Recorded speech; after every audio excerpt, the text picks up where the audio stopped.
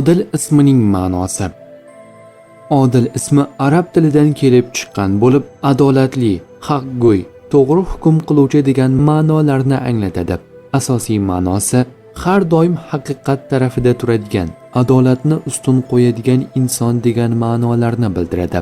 Bu ism ota-onaning farzandi insofli, rostgo'y va adolatli inson bo'lib ulg'aysin degan ezgu niyatni ifodalaydi. Bu ism odatda O'zbekiston, Tojikiston, Qozog'iston, Qirg'iziston kabi mamlakatlarda keng tarqalgan.